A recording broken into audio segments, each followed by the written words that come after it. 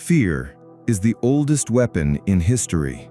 Older than swords, older than kings, older than laws. Because fear doesn't just control what you do, it controls what you refuse to do. A tyrant doesn't need to strike every man. He only needs people to imagine the strike. And suddenly, the crowd obeys without chains. Fear is anticipation. The mind runs ahead, inventing outcomes, building shadows bigger than reality. That's why it works so well as a tool of manipulation. A threat doesn't need to be real.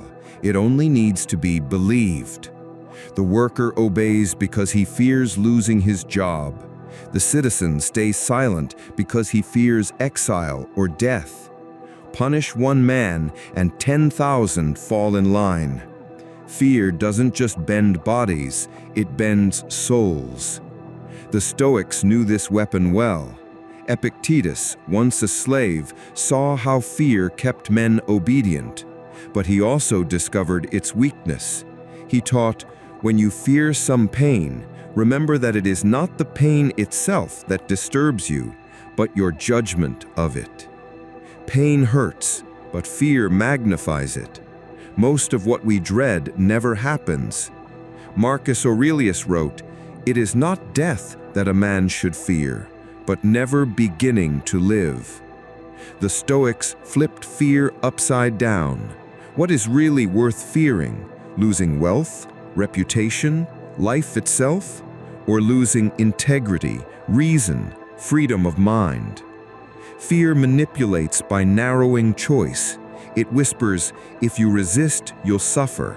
If you speak, you'll lose everything.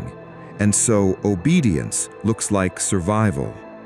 Leaders use it, institutions use it, even relationships use it.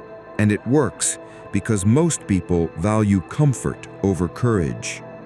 But once you accept that life includes pain, loss, even death, fear loses its teeth. The manipulator has no weapon left if you stop dreading the outcome he threatens. Half of fear's power is darkness. Name it. When fear becomes specific, it becomes smaller. Seneca practiced poverty, rough clothes, simple food, and asked, "Is this what I feared?" Hardship rehearsed cannot control you. Epictetus taught, the one thing you always control is your response. They can touch your body, your wealth, your name, but not your mind. Fear cannot enter unless you open the gate. Most men are not chained by reality, but by imagination. They obey rumors, threats, possibilities. Fear makes the weak live as if they are already defeated. The Stoics refused this slavery. For them, fear was not a master, but a test. Do you live by reason or by shadows? Fear is a weapon that doesn't need armies. It only needs your imagination. But Stoic wisdom cuts through the illusion.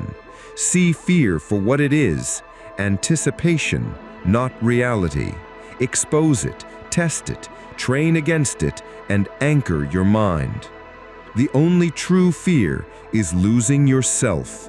For the man who no longer fears shadows, no tyrant, no threat, no manipulator can ever hold his